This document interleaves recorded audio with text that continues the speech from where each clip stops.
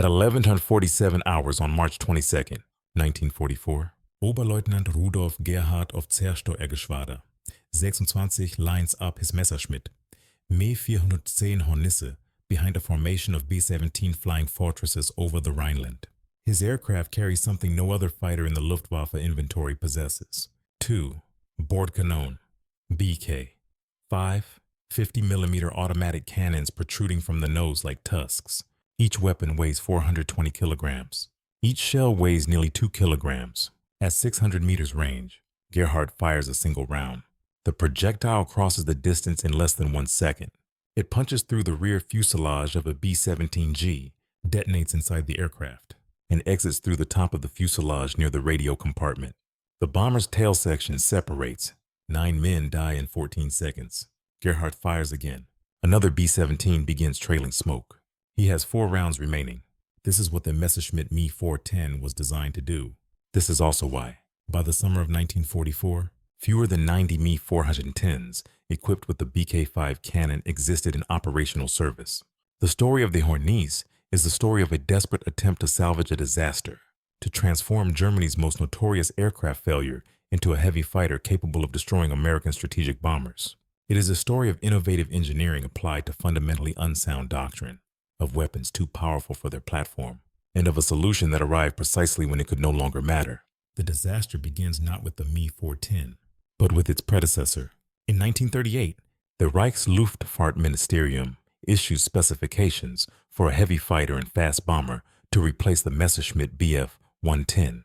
The requirement calls for an aircraft capable of 580 kilometers per hour, a range of 2,000 kilometers, and armament sufficient to destroy enemy bombers while performing reconnaissance or ground attack missions. Messerschmitt AG proposes the Me 210. The design features a crew of 2 twin Daimler-Benz DB 601 engines and remote-controlled barbettes housing 13mm MG 131 machine guns to defend the rear quarters. On paper, it represents a significant advance over existing Zerstörer designs. The prototype flies in September 1939. Within minutes, test pilot Fritz Wendel reports severe handling problems. The aircraft exhibits vicious stall characteristics. It enters uncontrollable spins from level flight. The tail surfaces produce insufficient authority. Wendel files a report stating the aircraft is dangerous to fly. The Reichsluftfahrtministerium ignores this assessment. Production orders already exceed 1,000 aircraft. Factories in Augsburg and Regensburg begin tooling. The Luftwaffe needs a Bf 110 replacement. The Me 210 will provide it. Between 1940 and 1942, the Me 210 kills more German pilots than enemy action.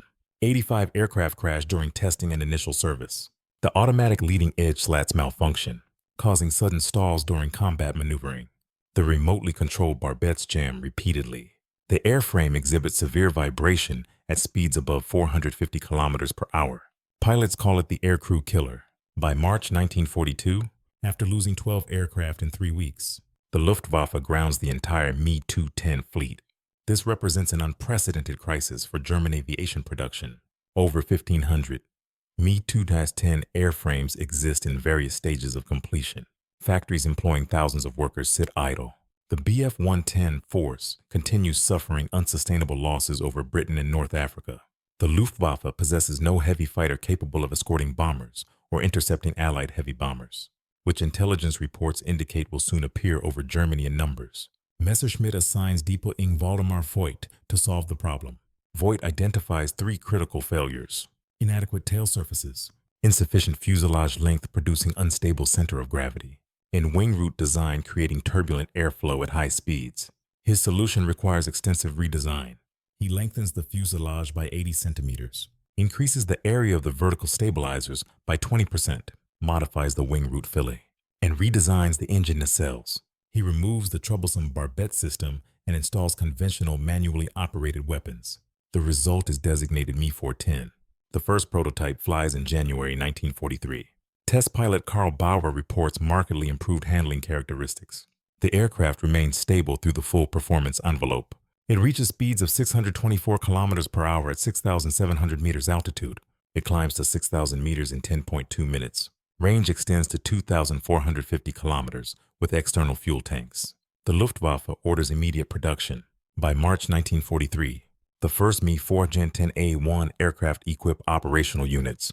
The Me-4-10A1 carries two 20mm MG 151 cannons and two 7.92mm MG-17 machine guns in the nose, plus two 13mm MG 131 machine guns operated by the radio operator in the rear cockpit.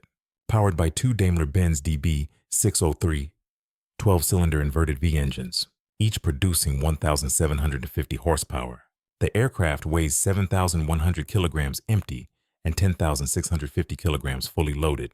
Maximum speed reaches 624 kilometers per hour.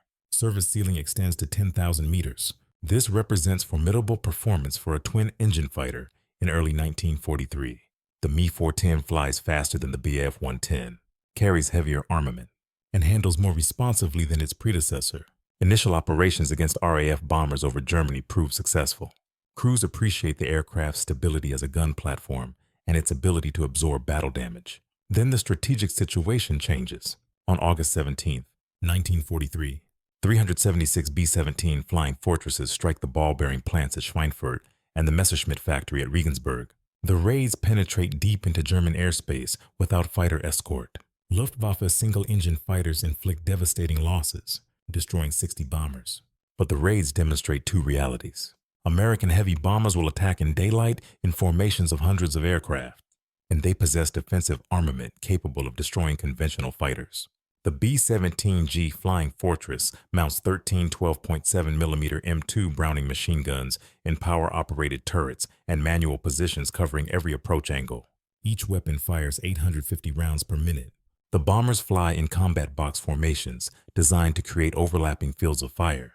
A fighter attacking from any angle faces simultaneous fire from dozens of weapons. Luftwaffe pilots report that conventional 20mm cannon require multiple hits to destroy a B-17. The aircraft's structure absorbs tremendous damage. Engines continue running with multiple cannon strikes. Fuel tanks seal automatically. Crews survive direct hits to fuselage sections to guarantee kills. Pilots must close to ranges where American defensive fire becomes overwhelming. Loss rates among conventional fighters attacking bomber formations reach unacceptable levels. The Luftwaffe requires a weapon system capable of destroying heavy bombers beyond the effective range of defensive machine guns. This drives development of the Me-410 into a new direction. Engineers at Messerschmitt examine available weapons. The standard 20mm MG-151 cannon fires a 92-gram projectile at 835 meters per second. At 600 meters range, it delivers approximately 32,000 joules of kinetic energy. Testing indicates this is marginally sufficient against B-17 structural components. The 30mm Mk-108 cannon, firing a 330-gram shell, delivers 92,000 joules. This proves more effective but still requires multiple hits. Rheinmetall Borsig offers an alternative.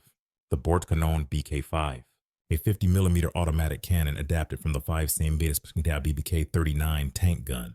The weapon fires a 1.92 kilogram armor-piercing shell at 835 meters per second. Kinetic energy at 600 meters exceeds 669,000 joules. A single hit will penetrate any section of a heavy bomber's structure and detonate inside the fuselage with catastrophic effect. The BK-5 measures 3.3 meters long and weighs 420 kilograms loaded. Rate of fire reaches 50 rounds per minute cyclic, effectively 30 rounds per minute in combat conditions. Magazine capacity is 21 rounds. Muzzle blast generates 45,000 newtons of recoil force. Installing this weapon in the Me-410 creates significant engineering challenges. The cannon must mount in the lower fuselage, extending forward beneath the cockpit. Its weight shifts the aircraft's center of gravity. The recoil forces require structural reinforcement throughout the nose section. Ammunition magazines occupy space normally reserved for fuel or equipment. The weapon's bulk creates drag, reducing top speed by approximately 30 kilometers per hour. Messerschmitt produces a prototype designated Me-410B2U4.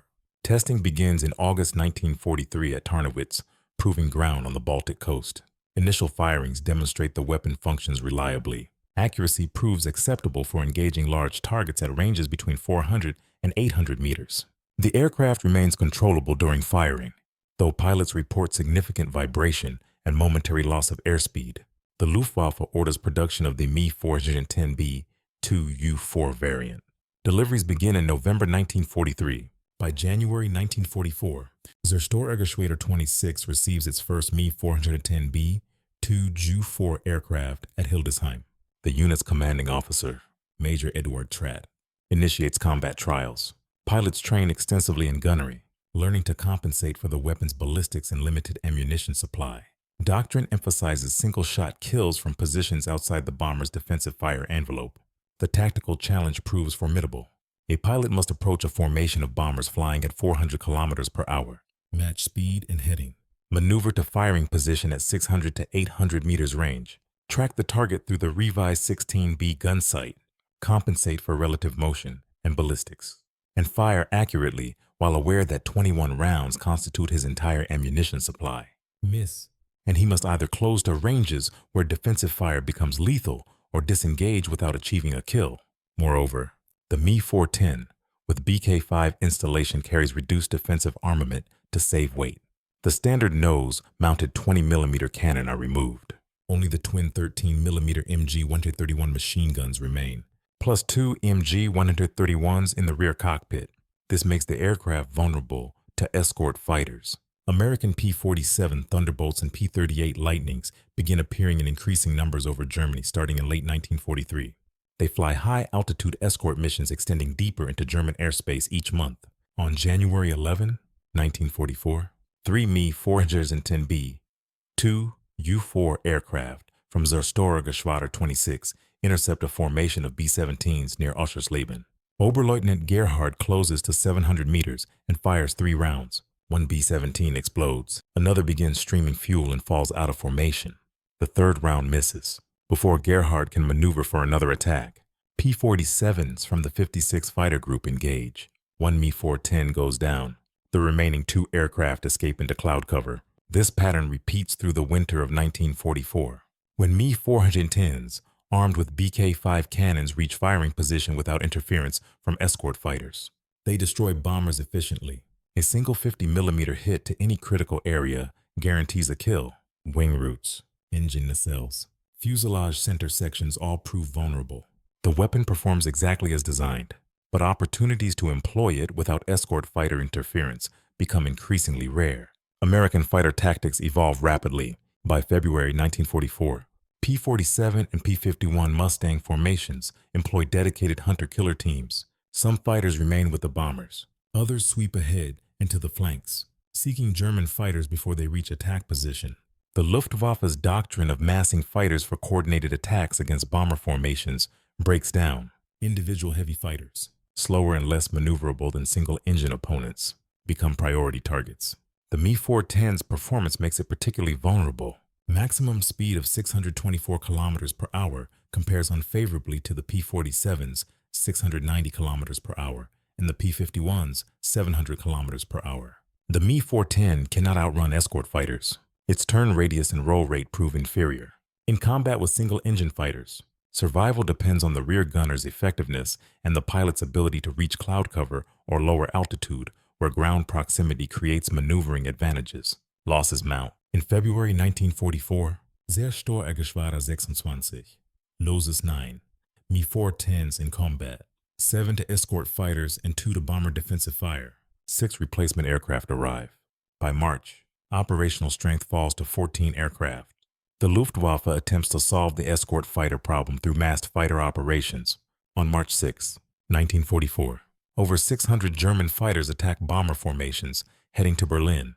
The operation includes conventional Bf-109 and FW-190 fighters engaging escorts, while heavy fighters including Me-410s concentrate on the bombers. Initial attacks destroy several B-17s. Then American fighter groups break through the screening force. The Me-410s scatter. 3 are shot down. 1 rams a B-17, killing both crews. The remaining heavy fighters jettison external weapons pods and flee. After this operation, Luftwaffe commanders recognize that conventional tactical doctrine cannot protect heavy fighters long enough for them to employ their weapons. Alternative approaches include timing attacks during periods when escort fighters must refuel, or using weather conditions to separate bombers from escorts. These opportunities occur regularly and cannot be planned reliably. Production of Me-410B2U4 aircraft continues through spring 1944, but at reduced numbers. Total production reaches approximately 90 aircraft by June. Attrition eliminates these faster than factories replace them. By D-Day, operational strength across all units equipped with the variant totals fewer than 30 aircraft. The weapon system's effectiveness when successfully employed makes these statistics more significant. Pilots report that single 50mm hits destroy heavy bombers reliably, unlike 20mm cannon requiring multiple strikes. The BK-5 delivers catastrophic damage with one round. A hit to the wing root severs structural members. A hit to the fuselage penetrates completely and detonates fuel tanks or oxygen systems. A hit to an engine nacelle destroys the engine and often ignites fuel lines. Oberleutnant Gerhardt achieves 12 confirmed bomber kills between February and May 1944, 11 with the BK-5 cannon. His typical engagement lasts less than 30 seconds. He closes to range, fires 1 to 3 rounds, and immediately breaks away regardless of results. This conserves ammunition and minimizes exposure to defensive fire. His loss rate: 4 aircraft destroyed in combat, 3 times wounded, evacuated by parachute twice. Other pilots proved less successful. The weapon's limited ammunition capacity and long reload time between sorties reduce overall effectiveness. And Me-410B2U4 typically flies 1 or 2 sorties per day maximum. Ground crews require 40 minutes to reload the 21-round magazine. This compares unfavorably to conventional fighters capable of 3 or 4 sorties daily with rapid turnaround times. Moreover, the BK-5's installation reduces the Me-410's utility for other missions. The aircraft can no longer perform effective ground attack operations. Its reduced speed makes it unsuitable for reconnaissance missions over heavily defended areas. The variant becomes specialized for a single role, destroying heavy bombers, as opportunities to perform this role diminish due to escort fighter presence. The aircraft's overall contribution to Luftwaffe operations decreases proportionally. By June 1944, the strategic situation renders the Me-410B Du-4 nearly obsolete. Operation Overlord draws significant Luftwaffe resources to France. American escort fighters range across Germany with impunity. Bomber formations increase in size while German fighter strength decreases. Fuel shortages limit training hours for new pilots. The entire system supporting heavy fighter operations begins collapsing. Production shifts to other variants. The Me-410B6 Night Fighter, equipped with radar and upward firing cannon for attacking bombers from below, enters service. This configuration proves more useful than the day fighter armed with BK-5 at night. Without escort fighters, the Me-410 can approach targets methodically and employ its heavy armament effectively. The final combat operations involving Me-410B2U4 aircraft occur in July 1944. Fewer than 20 remain operational. Most units convert to conventional day fighters or transition to jet aircraft. The last recorded combat victory using the BK-5 cannon occurs on July 23rd, when Oberfeldwebel Hans Berger destroys a B-24 Liberator over Bavaria. Berger's aircraft is damaged by return fire and crashes during landing. He survives with severe injuries. By August 1944, the Me-410B2U4 disappears from operational service. Surviving aircraft are scrapped or used for training. The BK-5 cannon proves valuable when installed in other platforms, including modified FW-190 fighters. But the Me-410 variant ceases to exist as an operational weapon system. Total production figures for all Me-410 variants reach approximately 1,121 aircraft between 1943 and 1944. Of these, fewer than 90 received the BK-5 installation. Documented kills attributed specifically to Me-410s equipped with 50mm cannon number, approximately 110 heavy bombers, primarily B-17s and B-24s. Loss rates for the variant exceed 70%. For every 10 Me-410B2U4 aircraft built, 7 are destroyed in combat operations. These numbers reveal the fundamental problem with the concept. The aircraft represents a solution optimized for conditions that ceased existing before full operational deployment occurred. In early 1943, American heavy bombers penetrated German airspace without escort fighters. A heavy fighter capable of destroying bombers with single shots from beyond defensive fire range would have proven devastatingly effective. By the time such an aircraft entered service, escort fighters provided comprehensive protection. The operational window closed. This pattern repeats throughout late-war German aviation development. The Luftwaffe identifies a tactical requirement. Engineers develop innovative solutions. Production begins. And before sufficient numbers reach operational units, the tactical situation changes in ways that negate the solution's effectiveness. The Me-410 with BK-5 cannon exemplifies this phenomenon perfectly. The aircraft itself performs admirably within its design parameters. It flies reliably. The weapon functions as intended. Pilots trained in its employment achieve impressive kill ratios when circumstances permit, but circumstances permit with decreasing frequency as the war progresses. The strategic context overwhelms tactical innovation. Consider the resource allocation. Developing the Me-410 from the failed Me-210 requires extensive engineering work, factory retooling, and workforce retraining. Installing the BK-5 cannon demands additional structural modifications and weapon system integration. Producing 90 specialized variants consumes materials, labor hours, and industrial capacity. Training pilots and ground crews in the weapon's employment requires fuel, ammunition, and time. These resources might have produced 150 conventional fighters, or 30 additional jet aircraft, or supported existing bomber operations. Whether such alternative allocations would have materially affected the war's outcome remains debatable, but the Me-410B2U4 demonstrably fails to provide sufficient return on investment. 110 bombers destroyed at the cost of 63 heavy fighters lost represents an exchange ratio the Luftwaffe cannot sustain. The aircraft's development also reflects broader problems in German aviation doctrine during the period. The Luftwaffe approaches the strategic bombing campaign defensively, attempting to destroy bombers rather than attacking the bases, supply lines, and production facilities that make the campaign possible.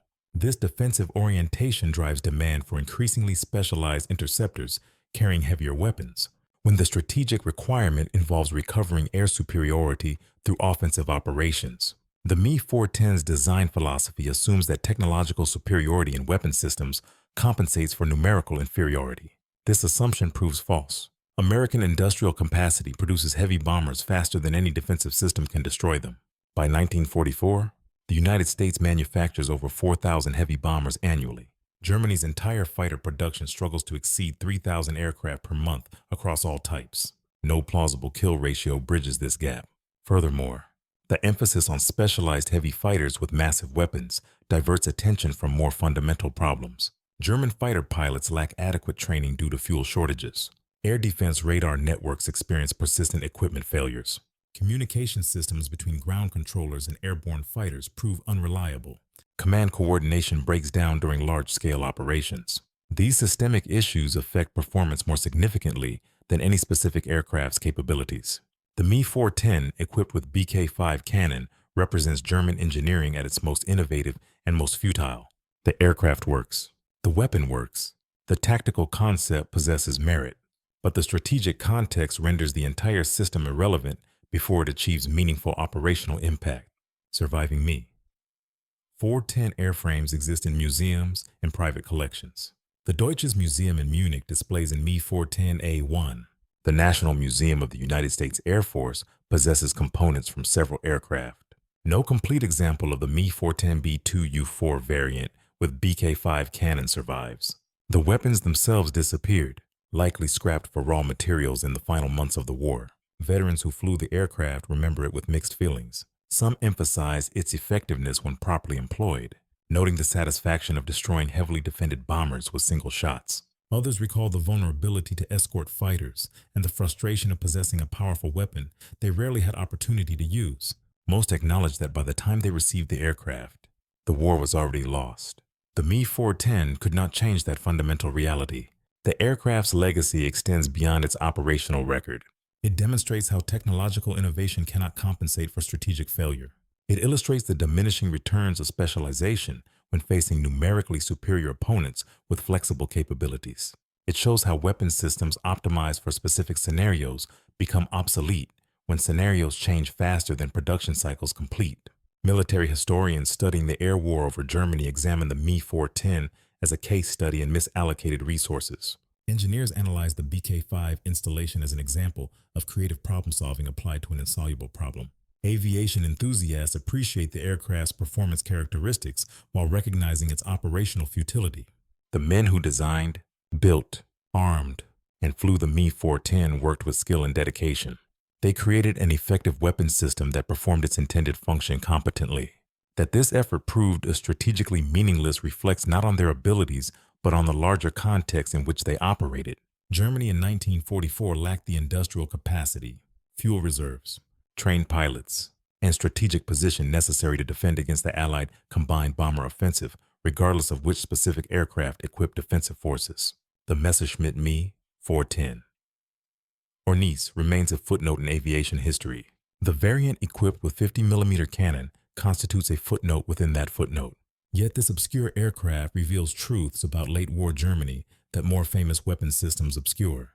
It shows a nation possessing technical expertise but lacking strategic vision, capable of building sophisticated weapons but incapable of employing them effectively, producing innovative solutions to problems that no longer existed.